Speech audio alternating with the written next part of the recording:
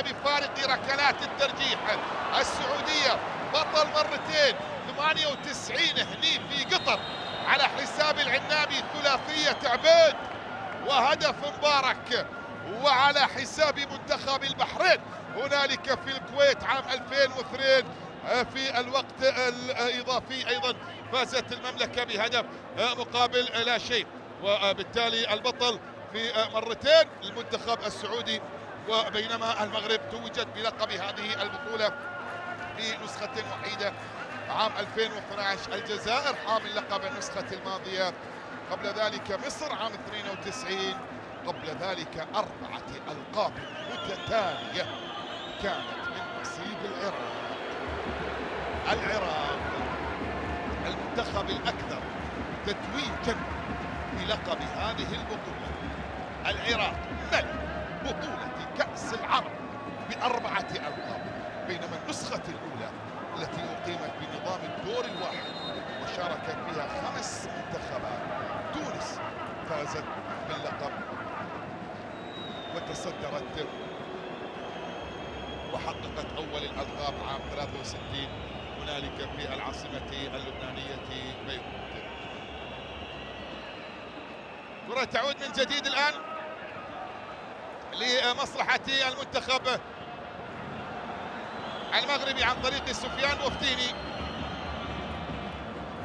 في المنتصف، تصل إلى حريمات، عادت من جديد إلى الجهة اليمنى، انطلاقة تأتي عن طريق يمين زحسوح، تغيير لاتجاه اللعب من زحسوح، وصول بشكل مثالي جدا، استلام بشكل رائع جدا، برقاوي يبحث عن التقدم، اسكوبار يأمر بعدم وجود خطأ ومواصلة اللعب، محاولة أمامية، انطلاقة سعودية وتدخل وصافرة موجودة، خطأ وبطاقة صفراء، بطاقة صفراء، بطاقة صفراء، نعم بطاقة صفراء يبدو على سعدان، بطاقة صفراء على مروان سعدان لاعب نادي الفتح. هذه اللقطة، هذه المحاولة، هنا التدخل من حريمات محمد ربيع حريمات يتدخل على عبد الرحمن العبود، وحكم المباراة يعلن عن وجود خطأ ويشير البطاقة الصفراء على اللاعب الحاضر أمامنا الآن محمد حريمات لاعب نادي الجيش الملكي المغربي هنالك في دوري بلاد ينصر قائد منتخب المغرب على البطاقة الصفراء. خطأ لمصلحة المنتخب السعودي، خطأ لمصلحة المنتخب السعودي. طبعا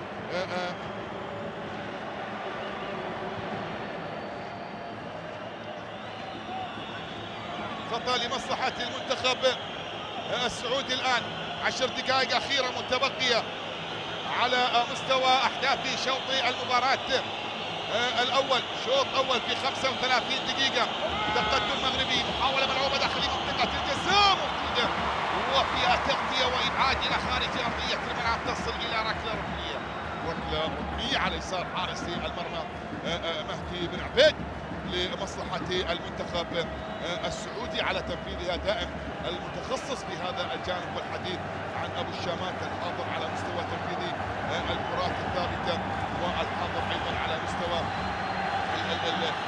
الأخطاء للمنتخب السعودي. كرة بمحاولة للمنتخب السعودي، ركلة ركنية على يسار حارس المرمى مهدي بن عبيد، ركنية على يسار مهدي بن عبيد لمصلحة المنتخب السعودي. سكار يتحدث للاعبين في منطقة الجزاء، يتقدم وليد الأحمد وعبد الإله العمري وبكر، كرة بمحاولة وابعدت في التوقيت المناسب وتحولت إلى خارج أرضية الملعب، تصل إلى ركلة أو رمية تماس. اسكوبار يطالب اللاعبين بالهدوء وعدم الاستعجال، لأن هنالك أيضا ربما تكون عودة لتقنية الفيديو. أعتقد لا وجود لشيء، رمية تماس للمنتخب السعودي، تلعب بشكل طويل داخل منطقة الجزاء، وبعدت صافرة موجودة، خطأ لمصلحة منتخب المغرب، خطأ للمنتخب المغربي.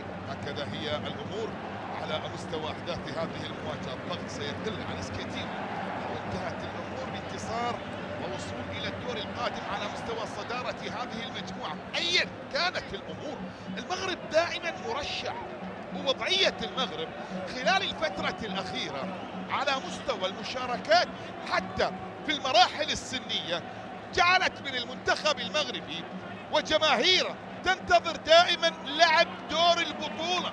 المغرب دائما يجب أن يلعب دور البطل، يجب أن يكون منافس، يجب أن يتأهل إلى أدوار متقدمة، يجب أن يكون حاضرا في صراع اللقب.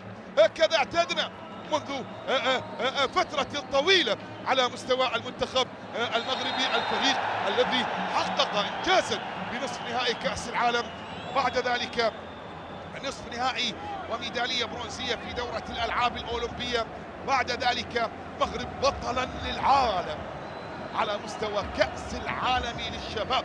يا له من خبر ويا لها من جملة تقشعر لها الأبدان عندما نتحدث عن منتخب عربي يفوز ببطولة كأس العالم.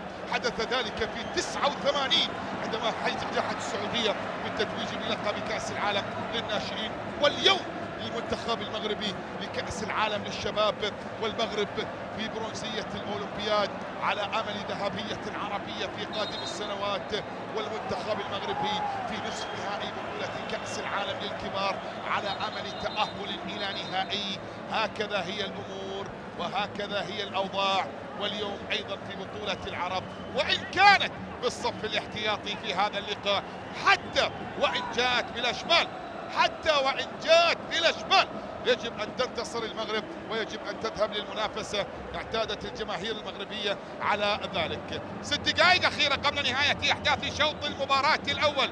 المغرب يتقدم بهدف برقاوي، المغرب يتقدم بهدف مقابل لا شيء عن طريق اللاعب كريم البرقاوي الذي يسجل هدفه الثاني في مباراته الدولية السادسة، والهدفين في بطولة كأس العرب، هدفين في بطولة كأس العرب. تعود المحاولة من جديد الآن، لا زالت مستمرة، تحولت إلى خارج أرضية الميدان، وصلت إلى رمية تماس لمصلحة المنتخب السعودي. هكذا هي الأمور مشاهدينا متابعينا في كل مكان عبر قنوات الكاس هنا في هذه المواجهة وفي هذا اللقاء الكبير ما بين المنتخبين. محاولة سعودية، تدخل وإبعاد في التوقيت المناسب، عادت بعد ذلك لمصلحة المنتخب المغربي عن طريق حريمات، يلعبها في الجهة اليسرى في سودالي، أو هذا زحزوح يبحث عن التقدم والمرور. اللاعب الحاضر أمامنا الآن اللاعب أمين زحزوح، الرجل الذي يقدم أداء مميزا جدا، واحد الأسماء التي تظهر بشكل جيد على مستوى تشكيلة نادي الوكرة في منافسات بطولة الدوري القطري لكرة القدم، ويلعب مباراتها الدولية الثالثة بقميص منتخب المغرب هنا في هذه البطولة، حاضرا للمرة الأولى أمام المنتخب جزر القمر، ثم بعد ذلك عمان، واليوم هنا أمام السعودية. راية وتسلل، صافرة موجودة وخطأ، ركلة حرة غير مباشرة لوجود اللاعب ديسودالي على مستوى الموقف المتسلل، وبالتالي ركلة حرة غير مباشرة لمصلحة فريق المنتخب السعودي.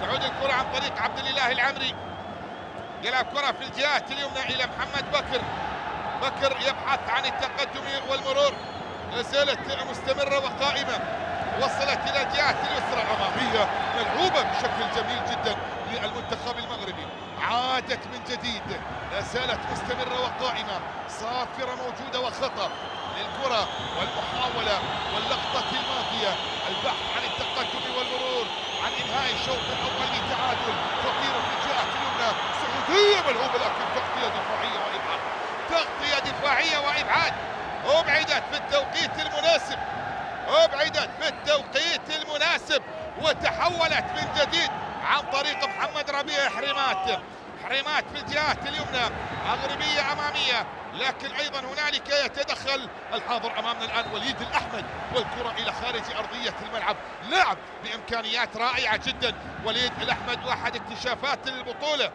أحد اكتشافات البطولة لهذا الرجل الذي يقدم أداء مميزا جدا، لاعب نادي التعاون، 26 سنة، يلعب بجوار عبد الإله، وهنالك أيضا تنبكتي ومحمد بكر. هذه هي الأسماء اللي قد تعتمد عليها السعودية في منافسات بطولة كأس العالم القادمة. نعم، في منافسات كأس العالم القادمة هنا كرة إلى خارج أرضية. يا له من مدرج، يا له من مدرج في مباراة اليوم، ويا لها من مواجهة في المدرج على غير مواجهة المستطيل الأخضر. هنالك مواجهة في المدرج ما بين جماهير المنتخب المغربي وجماهير المنتخب السعودي، والحضور الرائع جميل جدا، جميل جدا. شكرا لجماهير الفريقين، شكرا لجماهير المنتخبين. الأجواء الجميلة اللي كانت موجودة قبل بداية أحداث هذا اللقاء، الأجواء الجميلة اللي عشناها مع الجماهير خارج الميدان ليلة البارحة قبل ذلك بيومين، جعلت من اللقاء هذا بطابع مختلف. لكن دائما المودة والحب موجود، يعني كل شيء يحدث ما بين الجماهير، وفي النهاية هم دائما وأبدا أحباء.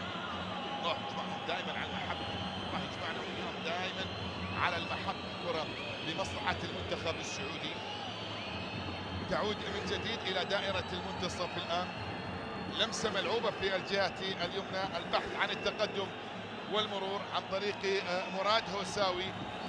هوساوي لاعب نادي الخليج، لاعب نادي الخليج، لاعب اللي عليه كلام في الفترة القادمة بأن هنالك عرض كبير مقدم من أحد أندية، ما راح أقول أندية الصندوق، لأن في الموسم القادم نادي واحد ممكن يكون تابع للصندوق، لكن هنالك عرض كبير من نادي جماهيري كبير من الهلال، عرض كبير من الهلال للاعب مراد هوساوي للانتقال للفريق خلال الفترة القادمة وفي الموسم القادم. لاعب نادي الخليج اللي بالإمكان أن ينتقل إلى نادي الهلال في الموسم القادم، واحد من اللاعبين المميزين جدا لاعب مراد هوساوي. كرة بمحاولة في جهة اليمنى الآن، عادت مرة أخرى لمصلحة المنتخب السعودي، عرضية داخل منطقة الجزاء، مرت رسالة مستمرة وقائمة، تأتي الآن تسديدة من وليد الأحمد، تحولت إلى خارج أرضية الملعب، ركلة مرمى. انتهى الوقت الأصلي، نلعب في دقيقة وحيدة فقط ستضاف كوقت بدل ضايع على أحداث شوط المباراة الأول، أشار إليها ماريو سكوبار أو كريستيان جاراي حكم المباراة الرابع، الذي أعلن عن وجود دقيقة وحيدة كوقت بدل ضايع على شوط المباراة الأول. دقيقة واحدة. سكيتيوي يشير إلى لاعبيه بأن الأمور انتهت في شوط المباراة الأول، وبالتالي سنعمل بكل تأكيد على تعزيز هذه النتيجة في الشوط الثاني، أو على أقل تقدير نحافظ على نتيجة هذا اللقاء. كرة تعود سهلة إلى بن عبيد، ملعوبة في الجهة اليمنى، عادت مرة أخرى عن طريق أبو الشامات، تغيير مثالي جدا لاتجاه اللعب، عرضية للمنتخب السعودي، لكن أيضا بوفتيني يتدخل يبعد الخطر من أمام المرمى. لا زالت مستمرة وقائمة في لحظات أخيرة. صافرة حكم المباراة ماريو سكوبار تنطلق الآن لتعلن نهاية أحداث شوط المباراة الأول بتقدم المغرب بهدف مقابل لا شيء عن طريق المركاوي، هذا صاحب هدف المباراة الوحيد. نلتقي بحول الله مع بداية الشوط الثاني إلى أن يحين الموعد. دمتم بحمد الله ورعايته، إلى اللقاء. خالد جاسم وضيوفك في المجلس لكم.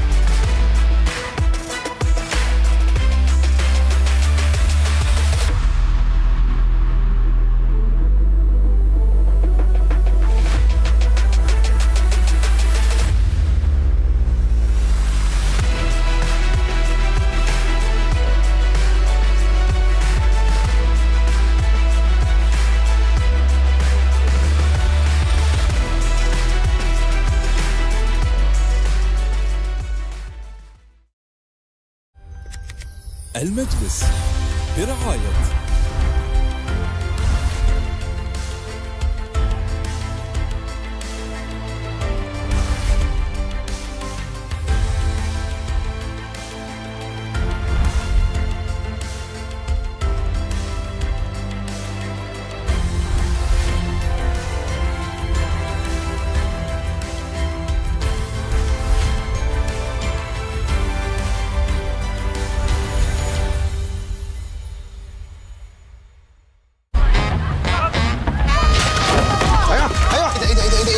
ده انا قلت ايه ده؟ حبيبي طلع مشاعرك، دي اصابه. اديني كتف اديني كتف. ايوه عايزك تتزحلق زحلقه اسرع من الموافقه على القرض. وادي القرضه.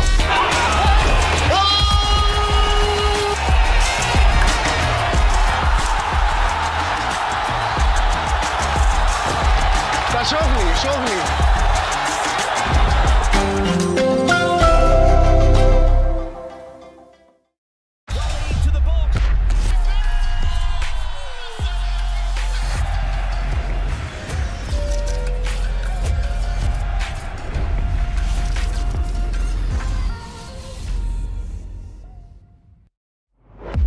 Ali Binali Luxury ile işbirliği yapmak doğal bir uyum gibi geliyor. Onlar lüks saatler ve mücevherlerdeki en yüksek standartları temsil ediyor. Bu benim de paylaştığım bir tutku. Birlikte gerçek lüksü tanımlayan hassasiyeti, mükemmelliyeti ve sanatı kutluyoruz. I'm Burak Özçivit. I'm a brand ambassador Ali Binali Luxury. هنا يجتمع العرب في قلب الدوحة. هنا الأسود والفراعنة، عنابي قطر والصقور بنكهة التحدي في أجواء مثالية. هنا مصر قرطاج يشعل الأجواء، ولكن هنالك برشم دائما يقف أمام الجميع سدا منيعا. وقبل أن تهدأ الأجواء يشعلها الفدائي مع أهل الشام بقلوب ترقص قبل الأقدام. هنا القلوب موحدة لا يفرقها الزمان. في الدوحة مكانكم القلب. لما تدورون على بنك متكامل، الدولي الإسلامي هو خياركم الأول، معاكم في حياتكم اليومية وخططكم المستقبلية. كل المنتجات والخدمات تقدرون تحصلونها عبر الجوال والإنترنت المصرفي. الدولي الإسلامي مو بس بنك، الدولي الإسلامي شريك لكل عملائه، يسعى لتقديم أفضل الخدمات والمنتجات والعروض. تذكروا دائما الدولي الإسلامي خياركم الأفضل.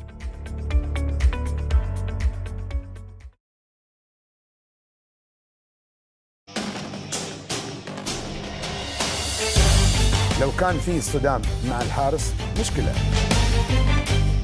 ارفع رايتك لسبب هو ما عنده خلفية انه تسلل. حكم الفي ار يختلف الجنسية عن حكم الساحة. مؤذية بالنسبة للاعب المنافس. ما في حالات جدلية، ما في حالات صعبة. الحكم يضطر الكرت احمر ما يلغي، وهذه بتكون في ار مطلوب فيه، لكن في لعبات واضحة. بعد التسلل يلغى. يجب على الحكم التحرك إلى منطقة المساعد. المساعد تسبب في طرد الحارس، والمساعد تسبب في هزيمة الفريق. الحكم كأس العرب غدا الساعة 3 عصرا بتوقيت الدوحة، مباشرة على قنوات الكأس. هذا البرنامج برعاية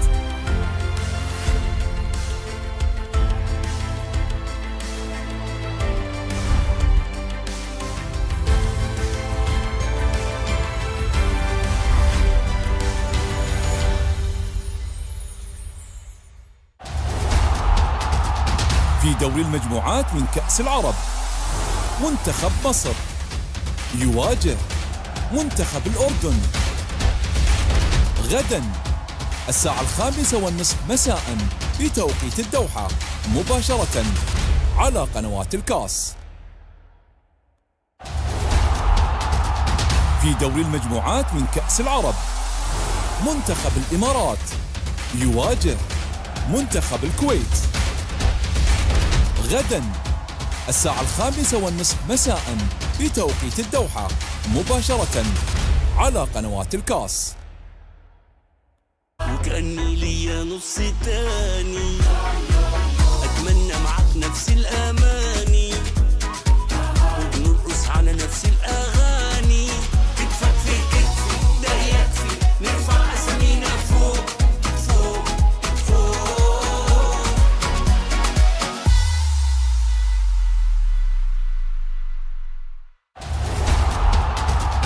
في دوري المجموعات من كأس العرب، منتخب الجزائر يواجه منتخب العراق غدا الساعة 8 مساء بتوقيت الدوحة، مباشرة على قنوات الكاس. المجلس برعاية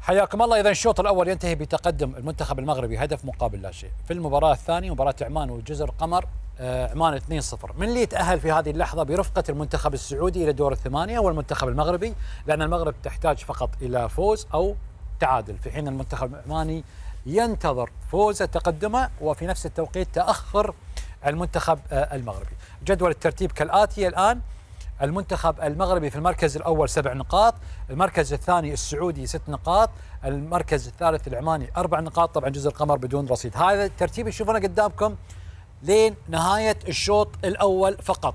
حسين عموته منتخبك. والله أتمنى أنه يعني بعد الشوط الثاني يكون نفس الترتيب، لأنه مقابلتنا مقابلة صعبة. المنتخب السعودي صراحة قام بشوط أكثر من رائع، دخل في المقابلة يعني بسرعة. عانينا بعض الشيء، لكن يمكن من أول وصول استخلاص الكرة يعني واحد يعني في منطقة عالية جدا، ثم هنا يعني الهجمة يعني بهدف. أظن أنه سددنا مرة واحدة والتسديدة كانت يعني داخل الشباك يعني كانت فعالة. نتمنى أنه يعني ننهي المقابلة على الأقل يعني بهذا الهدف هذا. نعم. مناف.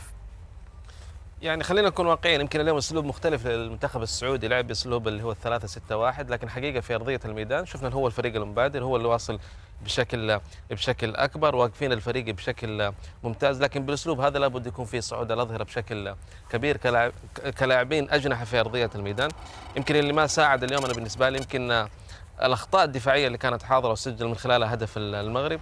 اللاعبين المعول عليهم في الهجوم انه يكونوا حاضرين بشكل ممتاز، تكلم بالاخص العبود وبالشامات اللي اعتقد ما شفناهم بشكل كبير في الشوط الاول يساعدوا في حضور المنتخب او صنع الفارق او صنع الهجمات بالنسبه للفريق السعودي. نروح الى مباراه عمان. ما يتكلم عن المباراه يعني باختصار حقيقه السعوديه. السعوديه حقيقه المنتخب هذا يقال عنه فعلا عنده فريقين. فريق اليوم اللي يلعب البدلاء نفس مستوى الفريق الاول، وممكن حتى افضل يتفوقون عليهم في الانتشار وفي الضغط الهجومي وفي الدفاع المتقدم. قدموا كره جميله رغم تاخرهم بهدف من خطا من عبد الله العمري، مره تمريره غلط لبوشير. حقيقه الفريق السعودي محترم جدا، وحتى الهدف اللي جاء في الدقيقه 11 عكس سير المباراه، لان كان الفريق السعودي هو اللي ضاغط وهو ماخذ المبادره على الفريق المغربي. عمان خالد الهاج كان في وسط الميدان وفي الدفاع في الثلث الاخير ما فما ولا فكره ولا انسجام ولا خطوره على الدفاع المغربي، يعني انه العبود 20 وابو الشمات تلعب 5-4-1 بيبداوا هما فاتحين مسكرين على رقم 2 ومسكرين على رقم 13، اكيد الاجنحه نتاعك الاذرع مش تستفيد منهم. نعم. وما عندكش عمق وما فما حتى فرصه تقريبا. شكرا لك منذر، معلش الوقت لازم تختصر معي. خالد الهاجري، الشوط الاول عمان جزر القمر، انت 2-0. قاسم تقدم منطقي منتخبنا، اضعنا فرص سهله يعني كان كفيل ان نزيد من النتيجه. منتخبنا سيء في التمرير، يعني منتخب جزر القمر يعني يلعب افضل من منتخبنا، جيد في الاستحواذ. اتوقع ان سجلنا هدفين بسبب اخطاء المنتخب جزر القمر. في الدقيقه 26 اشتباه في حاله طرد في الدقيقه 26 للاعب منتخب جزر القمر، يعني الدقيقه 26. نعم. الحكم تغاضى عنها يعني. عمان يعني؟ لا، حاله طرد لصالح عمان يعني. اذا قدرنا بنطلع لك يا سيدي على اساس الوقت، انا ما عندي وقت. ماشي مشكله. لكن انت اهم شيء انك متقدم 2-0. واداء افضل من نتمنى ان شاء الله نتمنى ان شاء الله الشوط الثاني نشوف يعني منتخب بشكل افضل من ناحيه التمرير، نتمنى نشوف حلول فرديه في شكل هجومي يعني. فهد. خالد، بالرغم من استحواذ جزر القمر، بالرغم من استحواذها في المباراة، لكن عمان قدر يلعب بذكاء كبير. جزر القمر تضغط ضغط عالي. نعم. تحتاج تمريرات مباشرة، وهذا ما فعله عمان. استحق الهدفين وكان ممكن أكثر. نعم أقل في الاستحواذ، لكن كخطورة وفعالية هو الأفضل. شكرا لكم شباب. أنا راح أروح الملعب، لكن السؤال الأخير الآن جمال، من اللي راح يرافق المنتخب السعودي؟ هذا السؤال مرة ثانية أسألكم نسبة إلى الشوط الأول والأداء. يعني أنا أعتقد المغرب طبعا، المغرب حتى لو جه فيها جول تعادل يوصلها، فالمغرب السعودية والمغرب إن شاء الله. السعودية والمغرب. منذر. نفس الشيء، السعودية والمغرب هم الأقرب. ناصر، من بيروح مع السعودية؟ والله خالد، الحين يعني انتهى الشوط الاول، المغرب مترشح انه يروح، لكن نتمنى الشوط الثاني. بس منتخبكم مو بسهل. انا اتمنى الشوط الثاني، يعني مو تقليل الشوط الاول، اللاعبين قدموا كره من احسن ما يكون، لكن ممكن عندنا شويه عك. نعم. من النواحي الهجوميه، لكن اتمنى انه التغييرات تحدث الفارق ان شاء الله. يعني راح برفقه السعوديه من؟ لان الحين يعني منتخب المغرب رايح، لكن اتمنى ان نفوز. اتوقع المنتخب السعودي يغير نظام اللعب الشوط الثاني، اذا غير لاعبين حقيقه. اذا السعوديه والمغرب هم اكثر حظوظ. الاقرب. عبد العزيز الشراف. خالد، انا قلت من بدايه البطوله المنتخبين، المنتخب المغربي والسعودي راح نشوفه في النهائي، ولا ما زلت اقول انهم راح يكونون اللي بيتاهلون من ذي المجموعه، ونشوفوا في النهائي يلعبون مباراه ثانيه. خالد، عمان ولا المغرب اللي راح يكون مع السعوديه؟ والله منطقيا خالد مثل ما نشوف يعني المغرب هو الاقرب. الاقرب. مناف. السعوديه والمغرب. فهد الهاجري. فهد الانصاري. السعوديه والمغرب. فهد السعود. السعوديه، الا اذا كان في تغيير في الشوط الثاني تغيرت النتيجه، ممكن المنتخب العماني تكون في مفاجاه. فيصل. السعوديه والمغرب. مايد. السعوديه والمغرب. حسين عموته.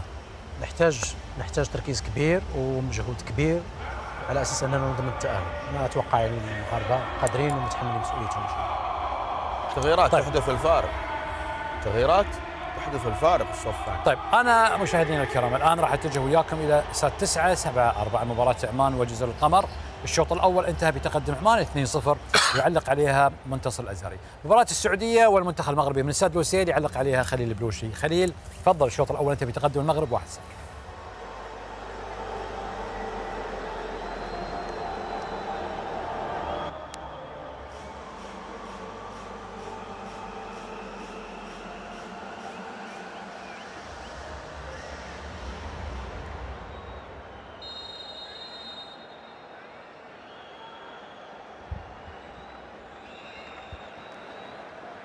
بسم الله الرحمن الرحيم. مشاهدينا الكرام، متابعينا في كل مكان، اهلا وسهلا بكم، وعوده مجدده تجمعني واياكم الى بدايه الاحداث في شوط المباراه الثاني من مواجهه السعوديه ومنتخب المغرب. شوط اول انتهى لمصلحه المغاربه بهدف كريم البرقاوي الذي أصبح حاضرا مع 7 لاعبين آخرين على مستوى صدارة هدافين هذه البطولة، ومن دون أي تغييرات حتى هذه اللحظة. ينطلق شوط المباراة الثاني ما بين المنتخبين. المغرب في حراسة المرمى بن عبيد أمام بوفتيني وسعدان، بولك سود في الجهات اليمنى ومساوي في الجهات اليسرى، في المنتصف أنس باتشي واللاعب وليد الكرطي وحريمات، وفي المقدمة سودالي وكريم البرقاوي، وخلفهم يأتي أمين زحزوح. هذه هي تشكيلة المدرب طارق سكيتيوي. المغرب تعمل بتأمين النتيجة ومن أجل تفادي أي سيناريو آخر ممكن أن يؤثر على مسيرة المنتخب في البطولة، لأن عمان أنهت الشوط الأول متقدمة بهدفين أمام منتخب جزر القمر، وبالتالي المغرب يبحث عن تأمين النتيجة وإضافة هدف الاطمئنان في اللحظات القادمة من أحداث هذا اللقاء. إيرفي رينار بنفس الأسماء، صابني في حراسة المرمى أمام عبد الإله العمري ووليد الأحمد ومحمد بكر، مجرشي في اليمين وبوشل في الجهة اليسرى. في المنتصف هوساوي ومصعب الجوير، العبود وأبو الشامات على الأطراف، وفي المقدمة صالح الشهري. هكذا هي التشكيلة التي يعتمد عليها المدرب هيرفي رينار في مباراة اليوم في ظل غياب الكثير من الأسماء على مستوى التشكيلة الأساسية للمنتخب السعودي في هذا اللقاء. حديث عن نواف العقيدي يغيب، الحديث أيضا عن حسان تنبكتي يغيب، الحديث أيضا عن اللاعب ناصر الدوسري، الحديث عن سالم الدوسري، الحديث عن عبد الله خيبري، الحديث عن فراس البريكان. كل هذه الأسماء لا تتواجد اليوم، لكن على مقاعد البدلاء الأمر الذي جعل المدرب يعتمد على هذا التشكيل هو أن ضمان التأهل إلى الدور القادم والمرحلات القادمة من منافسات هذه البطولة. كرة مغربية عن طريق المنتخب المغربي، الكرت الآن على مشاري في الجزاء، تسديدة تأتي مرت بجوار القائم وتحولت إلى خارج أرضية الملعب. كرة عن طريق البرقاوي مرة أخرى، كريم البرقاوي هو اللي لعب الكرة الماضية إلى خارج أرضية الميدان، وبالتالي مرت تحولت إلى ركلة مرمى عند الحارس عبد الرحمن الصابري، حارس مرمى النادي الأهلي صاحب 24 سنة، الرجل الذي يلعب مباراة الدولية الثانية بقميص منتخب بلاده المنتخب السعودي. بينما نشاهد هنا المدرب طارق سكيتيوي الرجل صاحب 48 سنة، رجل كانت لا أكثر من تجربة احترافية كلاعب كرة قدم. لعب في فيلمت في الدوري الهولندي، لعب في ايزد الكمار، لكن صنع الكثير من التألق مع نادي بورتو في الفترة من عام 2006 إلى عام 2009، واختتم مسيرته مع المغرب الفاسي في دوري بلاده في الدوري المغربي، وتحول بعد ذلك إلى الجانب التدريبي ونجح في قيادة منتخب المغرب للأولمبي، ونجح أيضا قبل ذلك في أن يكون حاضرا للأكثر من فريق في المغرب، أهمها أيضا فريق نهضة بركان. وسكيتيوي كان حاضرا كمدربا، بطلا لكأس العرش في المغرب عام 2016، وبطلا للكونفدرالية مع نهضة بركان عام 2020، وبطلا لدورة الألعاب أو برونزية الألعاب الأولمبية عام 2024، وبطولة أفريقيا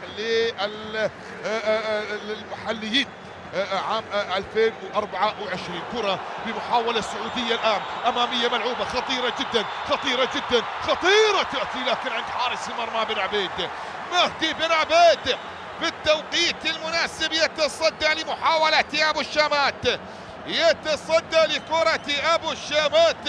بن عبيد يتواجد في المكان المناسب، لاعبي منتخب أو حارس مرمى نادي الوداد مباراة الدولية الثانية، بن عبيد بقميص المنتخب المغربي.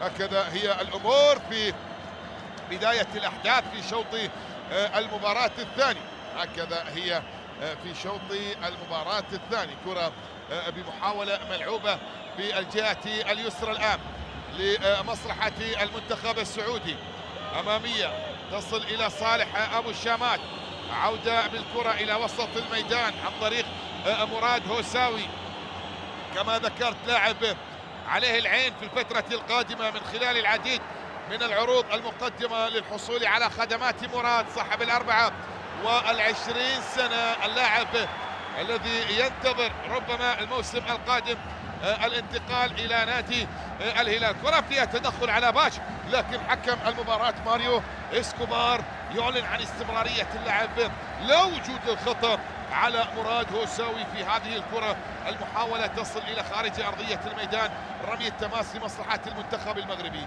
عادت في الجانب المقابل مرتدة السعودية، البحث عن التقدم والمرور، تغطية بتوقيت مثالي جدا عن طريق أنس باش، اللاعب صاحب 27 سنة، الرجل الذي يتواجد مع فريق الجيش الملكي، والرجل الذي يلعب مباراته الدولية الثالثة بقميص منتخب بلاده المنتخب المغربي، وكان حاضرا أيضا ضمن تشكيلة سكيتيوي التي فازت بلقب بطولة أفريقيا للاعبين المحليين. اليوم هنا في بطولة كأس العرب، اليوم هو في صدارة المجموعة الثانية حتى هذه اللحظة، حتى هذه اللحظة.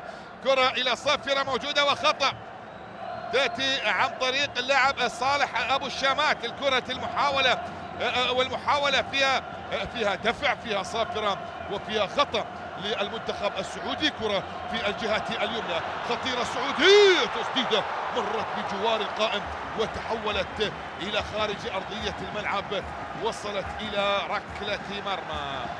كرة تصل إلى ركلة مرمى لمصلحة المنتخب المغربي. هذه اللقطة، هذه التسديدة في مدرجات ملعب المواجهة.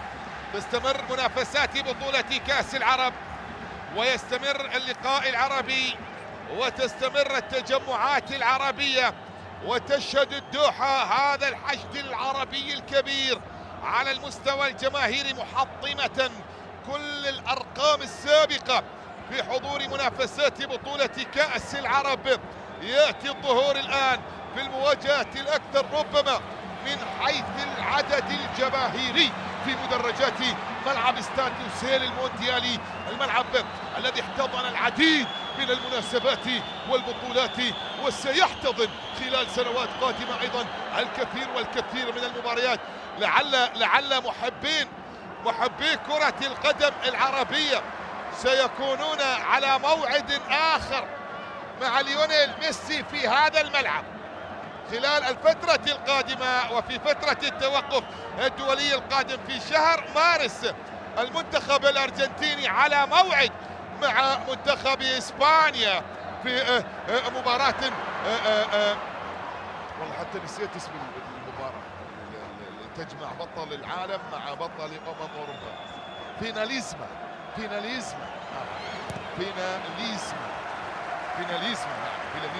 شرف معيان هو مهتم جدا بهذا اللقاء. في ميسي طرف وفي لامين يامال طرف في الجانب الآخر أيضا. سنكون على موعد كبير جدا بحول الله في هذا الملعب إذا ما سارت الأمور حسب ما هو معلن عنه بانتظار الإعلان الرسمي للفيناليزما في قطر بحول الله خلال شهر مارس القادم. كرة إلى خارج أرضية الميدان، محاولة تصل إلى ركلة ركنية على يسار حارس المرمى عبد الرحمن الصابني.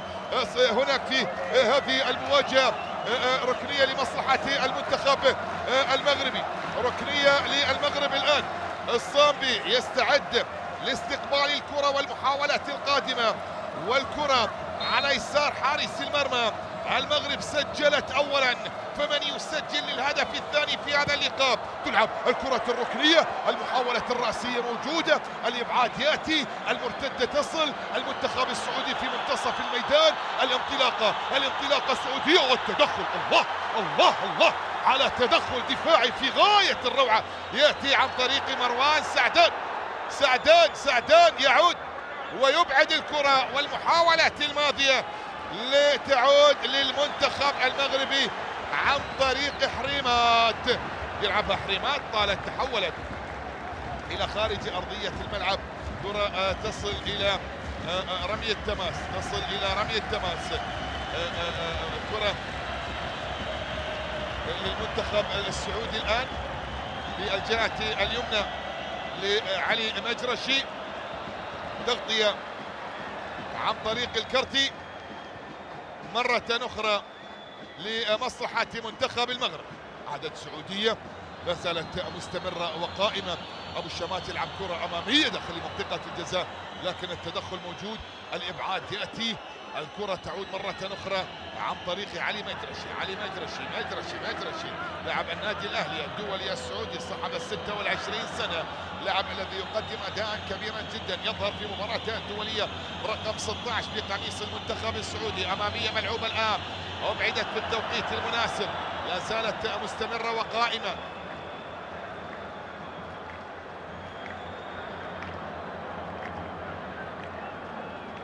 إلى تغيير الاتجاه، اللعب في الجهة اليمنى. علي مجرشي الآن، عرضية من مجرشي، تغطية دفاعية وإبعاد. ضغط سعودي في شوط المباراة الثاني على مستوى المحاولات التي شاهدناها هنا في هذا اللقاء، وبالتالي الأمور تستمر بهدف مقابل لا شيء، بينما يستعد هيرفي رينار لإجراء التبديلات القادمة في اللحظات القليلة القادمة من خلال شوط المباراة الثاني. هيرفي رينار يستعد لإجراء 3-4 تبديلات، ربما دفعة واحدة على حساب المنتخب السعودي، وبالتالي يبحث بكل تأكيد عن الوصول من أجل التعادل. كرة بمحاولة رأسية خطيرة جدا عن طريق صالح الشهري، كرة صالح الشهري إلى خارج أرضية الميدان، ركلة مرمى. هذه الرأسية من صالح هو اللي لعب الكرة وتحولت إلى خارج أرضية الملعب، والمحاولة تصل إلى ركلة مرمى. أخطر محاولات الأخضر في شوط المباراة الثاني، أخطر محاولات الأخضر في الشوط الثاني. الشوط الأول أيضا كانت المحاولة الأخطر من رأسية عن طريق صالح أبو الشامات، سكنت شباك الحارسي أو عفوا اصطدمت في عارضة بن عبيد، وتحولت بعد ذلك لمصلحة منتخب المغرب. عادت من نواف أو من بوشل. نعم بوشل يبحث عن انطلاقة من الجهة اليسرى. 4 لاعبين سعوديين يستعدون ينزلون أرضية الملعب في اللحظات القادمة من أحداث هذا اللقاء. أحدهم يبدو اللاعب مين اللي راح ينزل، راح نتعرف على الأسماء. هنا كرة بمحاولة دخول، حكم المباراة يشير إلى استمرارية اللعب. ناصر الدوسري من الأسماء التي تستعد للنزول إلى أرضية الملعب في اللحظات القادمة من أحداث هذا اللقاء. كرة بمحاولة مرور الآن بتقدم، لكن أيضا تغطية أبعدت في التوقيت المناسب، لا زالت مستمرة. تسديد تصطدم في مروان سعدان، اصطدمت الكرة في سعدان وتحولت إلى خارج أرضية الملعب. أبو الشامات يطالب بركلة جزاء في هذه اللقطة، ويطالب حكم المباراة بالعودة إلى تقنية الفيديو، يرى بأن هنالك شد ويبحث عن ركلة جزاء. أبو الشامات يطلب من لاعب الانتظار وعدم تنفيذ ركلة الركنية، فهل يعود اسكوبار إلى تقنية الفيديو؟ أم أن هنالك إجماع على صحة قرار الحكم أنطونيو غارسيا؟ قال له استمر، لا وجود لأي خطأ. محاولة تعود، رأسية سعودية أبعدت في التوقيت المناسب. ضغط كبير جدا في اللحظات القليلة الماضية، والكرة بعد ذلك فيها إبعاد، تحولت إلى خارج أرضية الملعب. رمية تماس أو ركلة ركنية هذه اللقطة. وأيضا مرة أخرى سعدان هو اللي أبعد الكرة إلى خارج أرضية الميدان إلى ركلة ركنية على يسار بن عبيد، أو رمية تماس على تنفيذها مجرشي. خلونا واحدة 9 و19 12 و16 وليد الأحمد وأبو الشامات ومجرشي، هذول اللي راح يتركون أرضية الملعب في هذه الأثناء، بالإضافة إلى صالح الشهري. هكذا هي الأمور. أدخل مهاجمين الآن، دفع بفراس البريكان وبالإضافة إلى عبد الله الحمدان، ودخل أيضا اللاعب اللي هو ناصر الدوسري إلى أرضية الملعب، بالإضافة إلى اللاعب محمد أبو الشامات. محمد أبو الشامات. هكذا هي الأمور في هذه الأثناء على مستوى أحداث هذا اللقاء. كرة بمحاولة ملعوبة داخل منطقة الجزاء. راح يتغير أسلوب لعب المنتخب السعودي حاليا، راح يعتمد على الأربعة بوجود عبد الإله العمري ومحمد بكر كقلبي دفاع، نواف وأبو الشامات على الأطراف. في المنتصف هنالك سيكون حضور لهوساوي ومصعب الجوير، وينضم إليهم الآن ناصر الدوسري، وفي المقدمة سيكون العبود واللاعب اللي هو فراس البريكان، بالإضافة إلى البديل الآخر والحديث عن عبد الله الحمدان. هكذا هي الأمور بالنسبة للمنتخب السعودي، في تغيير في أرضية الميدان، وفي تغيير في طريقة اللعب للمنتخب السعودي في هذه الأثناء، بعد إجراء المدرب هيرفي رينار إلى 4 تبديلات دفعة واحدة خلال اللحظات القليلة الماضية. يستمر أسود الأطلس بالتقدم بهدفين، وتستمر الأمور في ذلك اللقاء بتقدم المنتخب العماني بهدفين مقابل لا شيء. لتقدم المنتخب العماني بهدفين مقابل لا شيء. 7 نقاط للمغرب، 6 نقاط للسعودية، 4 نقاط للأحمر العماني. مجموعة صعبة فعليا كانت حاضرة على المنتخبات الثلاثة من أجل التأهل.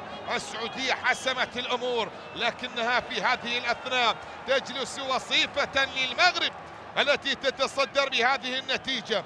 والبديل القادم لاعب وداد كازابلانكا محمد مفيد هو اللاعب القادم على مستوى تشكيلة المنتخب المغربي. من سيترك أرضية الميدان؟ يدخل اللاعب محمد مفيد، اللاعب الذي يلعب مباراة الدولية الثانية مع المنتخب المغربي. أمامية ملعوبة داخل منطقة الجزاء، لا زالت مستمرة وخطيرة، لا زالت حاضرة، رأسية مغربية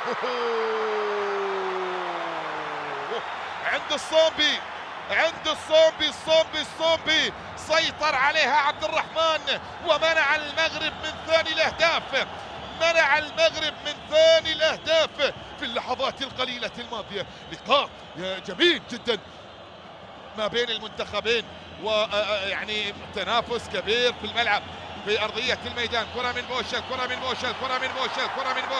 وبعدت كرة بوشل، عادت في الجانب المقابل، البحث عن المرتدة لم تكتمل، تحولت من جديد لمصلحة المنتخب السعودي. الآن لا زالت مستمرة وقائمة، عرضية داخل منطقة الجزاء، وبن عبيد سيطر عليها. بن عبيد يفض شباكه حتى هذه اللحظة يعلم تماما بأن هذه النتيجة تعطيه الصدارة. لا متغيرات الآن على جميع المستويات. المغرب بتروح تواجه سوريا، والسعودية بتروح تواجه فلسطين. هكذا هي الأمور بالنسبة لمواجهات الدور ربع النهائي حتى هذه اللحظة، بانتظار معرفة مباريات الربع النهائي غدا بحول الله، مع اكتمال مباريات الدور الأول. كرة فيها تدخل من بن عبيد، أبعدت في التوقيت المناسب، عادت في الجهات اليمنى لمصلحة المنتخب السعودي. لا اسكوبور يشير بالاستمرارية، لا وجود الخطأ، محاولة تعود مرتدة لمصلحة المنتخب المغربي. الآن من الجهة اليسرى يبحث التقدم اللاعب طارق تيسودالي، لكن بعد ذلك تحولت، عادت من جديد. إصرار لاعب المنتخب السعودي عبد الله الحمدان على عدم مواصلة اللعب، والبحث عن عودة إلى تقنية فيديو، البحث عن محاولة للحصول على ركلة جزاء. هذه اللقطة هل هي داخل حدود المنطقة؟ لأن الخطأ موجود. الآن يبقى القرار، هل هي داخل منطقة الجزاء أو لا؟ هكذا ينتظر حكم المباراة من أنطونيو غارسيا، حكم الفار الأوروغوياني. بعد العودة سيعود اسكوبار، سيعود إلى تقنية الفيديو ماريو اسكوبار من اجل تحديث اللقطه. الخطا موجود الخطا موجود. كل ما في الموضوع ان هل كان داخلي منطقه الجزاء. الكرة داخل المنطقة. شوف الكرة وين، وشوف الحمدان. لا لا لا لا لا لا لا لا لا لا لا لا سيعترف بوجود ركلة الجزاء، وسيعطي المملكة ركلة جزاء من خلال هذا التدخل، وقد ينذر أيضا اللاعب أمين زحزوح على هذه الكرة وهذه المحاولة. هنا التدخل على عبد الله الحمدان، ولنستمع إلى حكم المواجهة ماريو اسكوبار ماذا سيقول بعد العودة إلى تقنية الفيديو.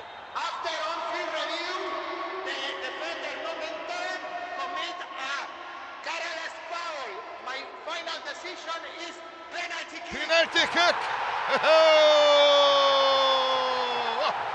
ركلة جزاء بعد العودة للفيديو.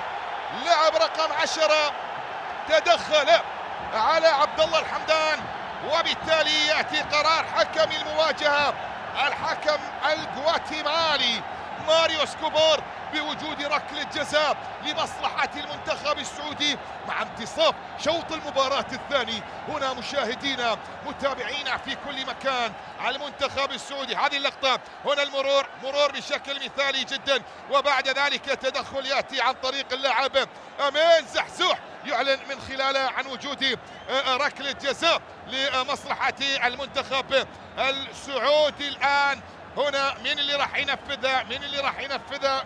فراس الأقرب لتنفيذ الكرة والمحاولات القادمة لبريكان من أجل هدف أول في هذه البطولة. فراس من أجل هدف رقم 15 في مسيرة لبريكان في مباراة الدولية رقم 64. المهاجم الحاضر في هذا اللقاء يبحث بكل تأكيد عن زيارة الشباك، عن تسجيل هدف، عن وصول إلى مرمى، يبحث بكل تأكيد عن تعديل للنتيجة. هنا حكم المواجهة يعيد الكل إلى أن يكون حاضرا على مستوى تنفيذ ركلة الجزاء القادمة، بينما ينتظر الجمهور السعودي بالدعاء وبالآيات المرفوعة لتسجيل هدف التعادل في هذه الأثناء. في المرمى مهدي بن عبيد، وعلى التنفيذ فراس لبريكان بذكريات مواجهة تاريخية من أجل عودة في مباراة اليوم من علامة الجزاء. الحمدان عبد الله هو اللي راح ينفذ الكرة والمحاولة القادمة. الحمدان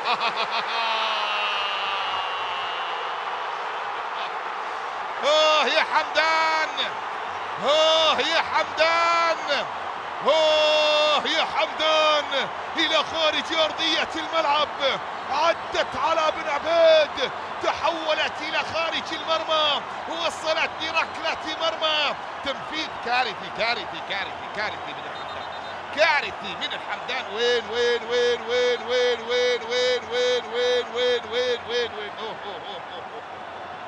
علت العارضة، تحولت إلى خارج أرضية الملعب، وصلت إلى ركلة مرمى عند الحارس بن عبيد، إلى ركلة مرمى عند بن عبيد. لو كنت مخلص في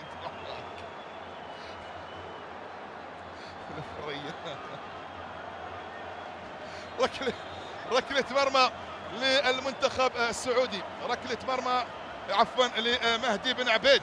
تبديل الآن يأتي للمنتخب المغربي، يترك أرضية الميدان اللاعب رقم أمين زحزوح. تغييرين للمنتخب المغربي. برقاوي، كريم برقاوي يترك أرضية الملعب، والبديل هو اللاعب محمد مفيد هو اللاعب الذي يدخل إلى أرضية الملعب في اللحظات القليلة الماضية كتبديل حاضر للمدرب اسكيتيوي، تبديل لاسكيتيوي، وبالتالي يترك أرضية الملعب برقاوي صاحب هدف في المباراة الوحيد، ويدخل محمد مفيد، يدخل اللاعب محمد مفيد في هذه الأثناء. بينما هنا نشاهد بولكسوت وسكيتيوي يحيي يشجع لاعبينا على مواصلة بذل مجهود من أجل استمرار هذا التقدم. نعم، من أجل استمرار هذا التقدم وصدارة المجموعة. صدارة المجموعة تأتي المغرب بفريق احتياطي وتتصدر مجموعتها. يعني احنا ما نبغي نظلم ايضا الاسماء اللي موجودة حاليا في تشكيلة المنتخب المغربي ونقول صف اول وصف ثاني، لكن هذا الواقع. هذا الواقع. رومين سايس محد، نايف أقرد محد، المزراوي محد، اليامق محد، اللاعب محمد شيبي محد، بالعماري محد، أنس الدين محد، أشرف حكيمي غير موجود، سفيان الكرواني غير موجود، عمر الهلالي غير موجود، أيضا عز الدين أوناحي غير موجود، الخنوس مش موجود، صبيري مش موجود، بن صغير مش موجود، العيناوي مش موجود، أسامة العزوزي مش موجود، تروح إلى أشرف بن شرقي مش موجود، نصيري يوسف مش موجود، الكعبي، الزلزولي، إبراهيم دياز، أخموس، طالبي، يعني أسماء عديدة جدا تغيب عن تشكيلة المنتخب المغربي. أمين عدلي، وبالتالي بكل تأكيد هي ليست القوة الكاملة بالنسبة لمنتخب المغرب على مستوى مشاركته في هذه البطولة، ولكن دائما وأبدا المغرب دائما وأبدا بمن حضر، بمن تواجد، بمن كان حاضرا هنا في هذه المواجهة، في هذا اللقاء. جزر القمر قلصوا الفارق، صارت 2-1 ما بين المنتخب العماني ومنتخب جزر القمر في هذه الأثناء، وهنا بهدف مقابل لا شيء، هنا بهدف مقابل لا شيء على مستوى أحداث هذه المواجهة. كرة بمحاولة في الجهة اليمنى، تعود سعودية، لا زالت مستمرة وقائمة، أبعدت في التوقيت المناسب، عادت في الجانب المقابل. ضغط سعودي كبير، ضغط سعودي كبير في شوط المباراة الثاني هنا في هذا اللقاء، والأمور لا زالت مستمرة بهدف مقابل لا شيء. الأمور لا زالت مستمرة بهدف مقابل لا شيء على مستوى أحداث شوط المباراة الأول. سجل عن طريق اللاعب كريم البرقاوي.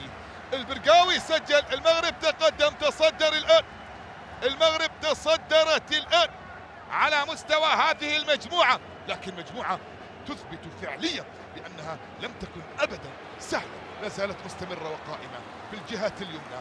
نذكر بصعود منتخب فلسطين في صدارة مجموعته الأولى، والمنتخب السوري في المركز الثاني، ونذكر بصراع مباريات الغد على مستوى أحداث بطولة كأس العرب، عندما تلتقي الجزائر والعراق في مباراة أيضا من أجل صراع صدارة مجموعة رابعة على مستوى المنافسات في يوم غد بحول الله، بحول الله، وفي استاد خليفة الساعة 8. والبحرين مع السودان، البحرين مع السودان، البحرين فقدت فرصتها، والسودان تلعب على أمل بسيط بفوز عراقي وانتصارها بنتيجة كبيرة على حساب المنتخب البحريني. هكذا هي الأوضاع، بينما الأردن تصدرت المجموعة، الأردن تصدرت المجموعة الثالثة رسميا، واليوم مدرب المنتخب الأردني أعلن بأنه سيلعب بمجموعة من الأسماء الاحتياطية على مستوى مواجهة غد أمام المنتخب المصري. مصر تبحث عن انتصار من أجل ضمان التأهل، وصراع الكويت والإمارات على البطاقة الثانية مرهون بنتيجة المنتخب المصري هنالك في استاد 9-7-4. كرة إلى خارج، صافرة موجودة وخطأ لمصلحة المنتخب المغربي. الآن ربع ساعة أخيرة متبقية قبل نهاية الأحداث في شوط المباراة الثاني. مشاهدينا الكرام، متابعينا في كل مكان، هنا التنفيذ يأتي من خلال محاولة عن طريق حمزة المساوي، عرضية من المساوي داخل منطقة الجزاء، لا زالت مستمرة وقائمة، تحولت في الجانب المقابل إلى الجهة اليمنى، وصلت إلى خارج أرضية الملعب. 78,131 متفرج في مدرجات استاد لوسيل، الحضور الأكبر في بطولة كأس العرب، إن لم يكن الحضور الأول والأكبر في تاريخ البطولة. في تاريخ البطولة 78,131 متفرج هو عدد الحضور الجماهيري في مدرجات استاد لوسيل هنا في هذه المواجهات الجماهيرية الأكبر على مستوى منافسات بطولة كأس العرب، وبالتالي نقترب من حاجز 700. الصامبي يتصدى، الصامبي يتصدى، ويا له من تصد يا صامبي، يا له من تصد يا صامبي. فرصة مغربية، محاولة جديدة، رأسية وإبعاد، لا زالت مستمرة وقائمة، تحولت، أبعدت، تخلصت، وصلت إلى خارج أرضية الملعب. شوف التسديدة، التسديدة عن طريق المساوي، والتصدي يأتي من الصامبي، والإبعاد لتستمر بهدف وحيد، لتستمر بهدف وحيد هنا في هذا اللقاء. 1-0 إلى الآن. حلوة المباراة، يعني بالرغم من أنها 1-0 إلا أن المواجهة جميلة ما بين الطرفين، والحضور جميل ما بين الفريقين،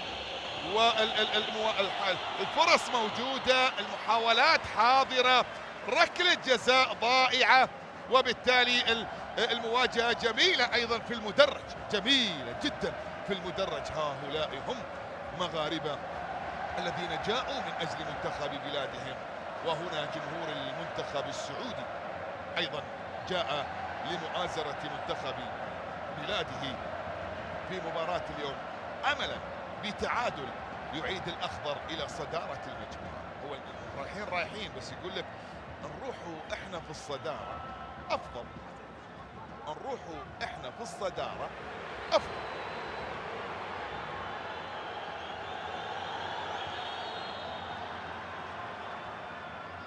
كرة عن طريق الصامبي، أمامية وطويلة ملعوبة الكرة، والمحاولات الماضية تعود من جديد في وسط الميدان. بهذه الطريقة السعودية تذهب إلى المسار اللي فيه فلسطين والأردن حاليا، بالإضافة إلى وصيف المجموعة الرابعة. من سيأتي من المجموعة الرابعة؟ العراق أو الجزائر أو السودان؟ من سيأتي من المجموعة الرابعة؟ بينما المنتخب المغربي يذهب إلى المسار اللي فيه سوريا، بالإضافة إلى بطل المجموعة الرابعة اللي هو إما العراق أو المغرب أو المنتخب السوداني، ووصيف المجموعة الثانية ممكن تكون مصر في المسار اللي فيه المنتخب المغربي. ننتظر، أو ممكن الإمارات أو ممكن الكويت أيضا، كل الاحتمالات واردة ولا زالت مستمرة. كرة تعود إلى حارس المرمى مهدي بن عبيد، أمامية عن طريق بن عبيد. الآن مباريات الدور القادم بالمناسبة يوم 11، يعني يوم 9 غدا تختتم منافسات الدور الأول. 10 سيكون يوم راحة، 10 سيكون يوم راحة لكل الفرق.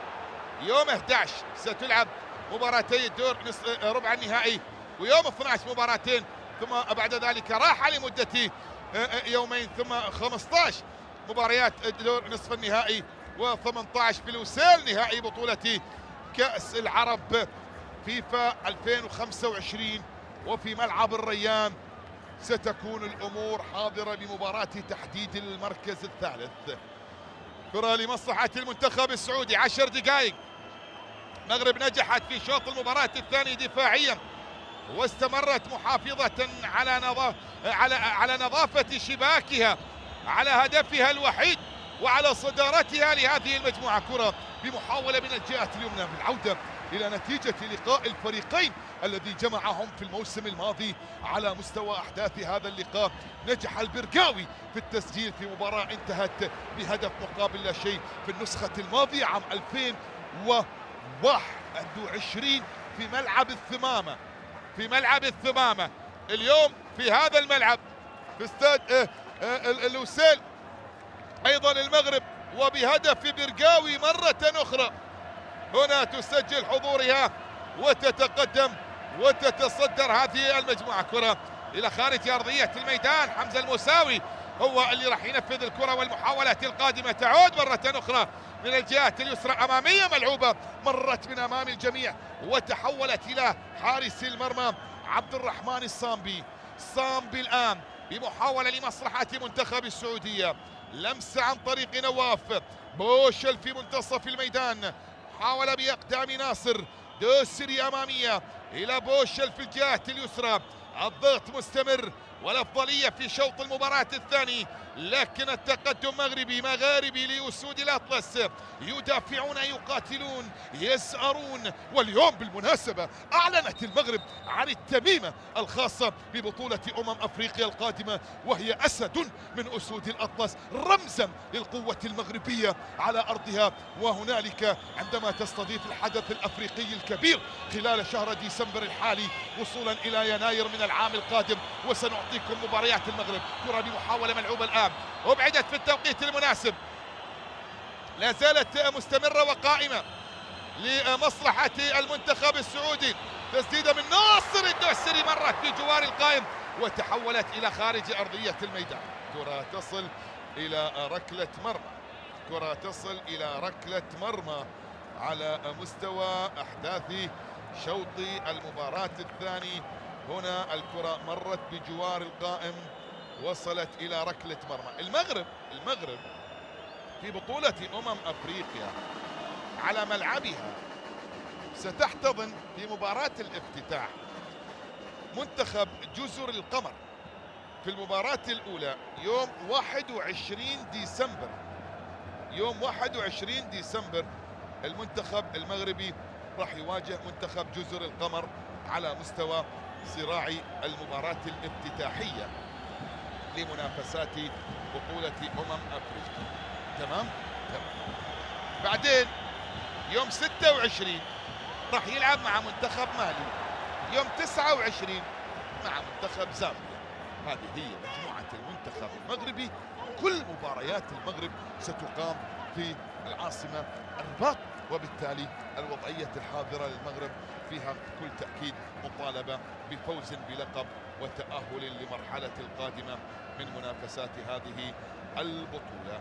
بينما في الجانب الآخر الفريقين على موعد كبير للمشاركة في بطولة كأس العالم، للمشاركة في بطولة كأس العالم. المغرب يوم 13/6 من العام القادم 2026 ستواجه في روذرفورد. كل مباريات المغرب راح تكون في أمريكا بالمناسبة، كل مباريات المغرب راح تكون في أمريكا. في روذرفورد ستلعب ضد البرازيل، ثم مع اسكتلندا يوم 19 في فوكسبورو، ثم بعد ذلك في أتلانتا أمام منتخب هايتي.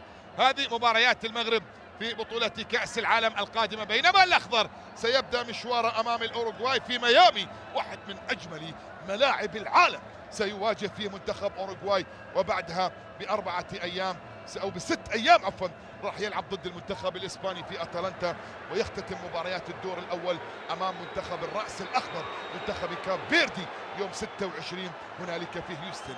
أيضا مباريات المنتخب السعودي كلها في أمريكا، كلها في أمريكا.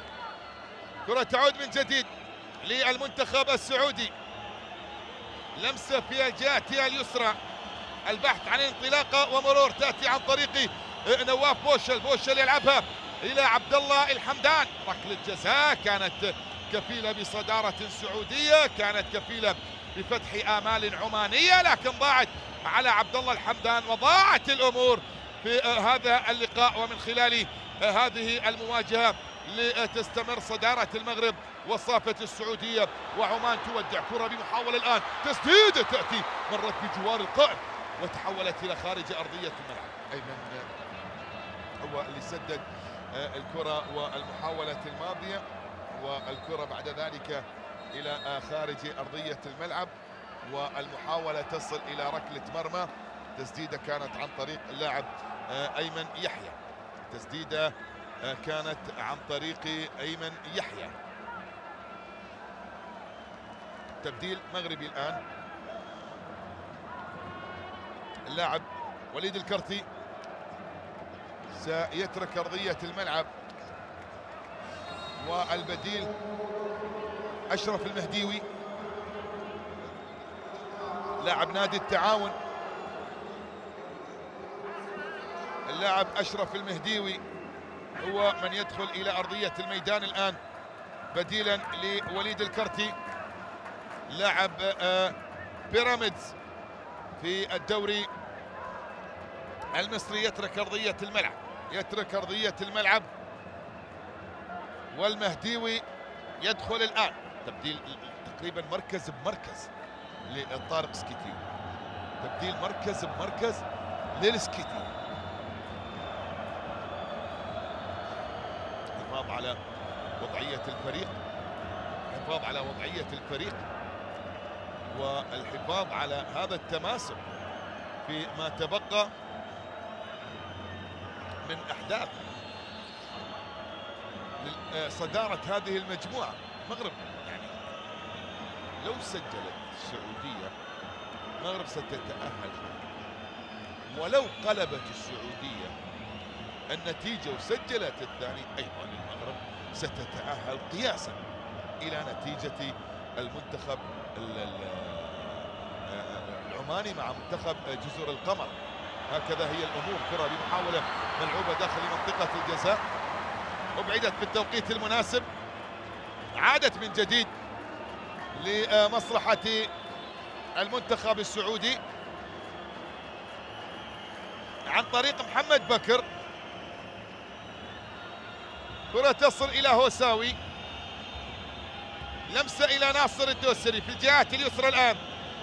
محاولة للمنتخب السعودي لا زالت مستمرة وقائمة. مراد يلعبها على مشاري في منطقة الجزاء، فرصة من أجل التعادل وتسديده من جديد. أيمن يحيى مرة أخرى، أيمن يحيى في هذه الكرة، هذه المحاولة سدد وبالقدم اليسرى، لكن مرت بجوار القائم وتحولت إلى خارج أرضية الميدان. ركلة مرمى عند مهدي بن عبيد، حارس مرمى الوداد وحارس مرمى المنتخب المغربي. ديما مغرب، أهزوجة ستستمر في البطولة، ويا لها من أهزوجة وانت تمشي في شوارع الدوحة تلتفت يمنة ويسرى تجد ذلك المغربي المتوشح بوشاح بلاده رافعا لعلم المغرب، يذهب أينما ذهب المنتخب، يبحث دائما عن الوصول إلى أدوار متقدمة ومنافسة على لقب بطولة. كلما شاركت المغرب لا يرضون بالخسارة، يشجعون، يوازرون، يقدمون أفضل المستويات، ويبحثون عن مدرج ذهبي مكتمل دائما بمنظر رائع جدا. والمغرب التي سجلت حضورا لا يقهر وحضورا طاغيا في مدرجات كأس العالم 22 اليوم في بطولة كأس العرب. استمرار المغرب والجمهور المغربي هو استمرار لحلاوة البطولة، ويا له أيضا من استمرار للجماهير السعودية اللي راح تكون أيضا في الدور القادم والمرحلة القادمة. اتضحت مباراتين، تعرفنا على مواجهتين. المنتخب الأردني ينتظر غدا بحول الله وصيف المجموعة الرابعة، بينما السعودية الآن تذهب لمواجهة منتخب فلسطين بطل المجموعة الأولى، والمنتخب المغربي يذهب لمواجهة منتخب سوريا وصيف المجموعة الأولى. الوقت الأصلي انتهى، نلعب في 5 دقائق كوقت بدل ضايع على أحداث شوط المباراة الثاني. حكم المباراة أضاف 5 دقائق على شوط المباراة الثاني. انتهى الوقت الأصلي الآن، نلعب في لحظات الوقت بدل الضايع.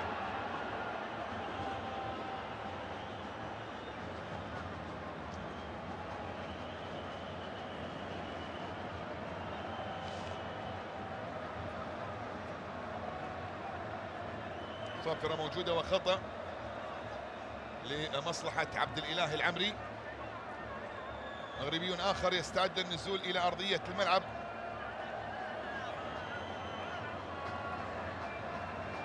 مروان الوادني،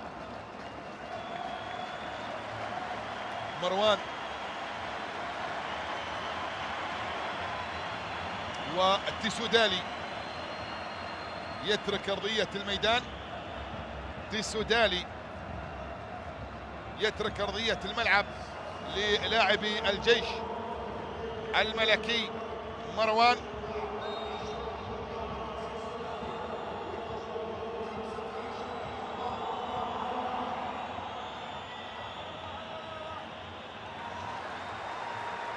تبديل آخر لتشكيلة سكيتيوي. برافو أيضا لطارق، حقيقة تعامل بشكل جيد مع الأحداث في شوط المباراة الثاني، ونجح في الحفاظ على هذه النتيجة، وبالتالي انتزع صدارة هذه المجموعة بعد ما كان قد انتصر في المباراة الأولى على منتخب جزر القمر. بالمناسبة جزر القمر الآن تسجل التعادل في مواجهتها أمام المنتخب العماني. نعم، منتخب جزر القمر يسجل التعادل أو ألغي الهدف، وبالتالي تستمر بهدفين مقابل هدف واحد. وبالتالي الأمور المنتخب العماني ثالثا في هذه المجموعة. كرة بمحاولة أمامية أبعدت في التوقيت المناسب، عادت من جديد، وصلت إلى الجهة اليمنى، البحث عن العرضية لكن تدخل وإبعاد إلى خارج أرضية الملعب. المحاولة إلى رمي التماس، تلعب الكرة عرضية داخل منطقة الجزاء، أبعدت في التوقيت المناسب، لا زالت مستمرة وقائمة داخل المنطقة، لكن بن عبيد أداء كبير جدا، أداء كبير لحارس المرمى مهدي بن عبيد في هذه المواجهة، ومن خلال أحداث هذا اللقاء حارس مرمى يقدم أداء مميزا، وبالتالي يساهم بكل تأكيد في انتصار منتخب بلاده بالهدف الوحيد المسجل في شوط المباراة الأول عن طريق اللاعب كريم برقاوي. كرة إلى خارج أرضية الملعب، محاولة تصل إلى ركنية الآن في لحظات الوقت بدل الضايع والدقيقة الرابعة على مستوى الوقت بدل الضايع من أصل 5 دقائق، محتسبة مقدرة من حكم المواجهة الجواتيمالي ماريو اسكوبار. كرة بمحاولة رأسية لكن مرت وتحولت إلى خارج أرضية الملعب، وصلت إلى ركلة مرمى. الكرة إلى خارج أرضية الميدان، والمحاولة إلى ركلة مرمى عند الحارس بن عبيد. خلاص أعتقد أن الأمور حسمت بهدف ابن أكادير كريم البرقاوي، كريم البرقاوي خريج فريق وأكاديمية حسنية أكادير على الغزالة السوسية. كريم سجل. أكادير واحدة من أجمل مدن العالم، ويا لها من مدينة، يا لها من يزور أكادير يقع في غرام ذلك البحر، ويقع في غرام تلك البنايات وذلك اللون الجميل على مستوى مدينة أكادير. واحدة من المدن الجميلة جدا اللي زرتها على مستوى المغرب، ويا ذلك التنوع السياحي الجميل في المغرب على مستوى جميع مدنها. كرة بمحاولة تعود من جديد، خلصت الأمور، حسمت الأوضاع، انتهت دقائق الوقت بدل الضايع بانتظار صافرة اسكوبار. 0-0 اسكوبار ليعلن نهاية اللقاء وانتصار المنتخب المغربي بهدف مقابل لا شيء على حساب الأخضر، وصدارة هذه المجموعة الثانية عن طريق كريم برقاوي. سجل ووضع الكرة في الشباك.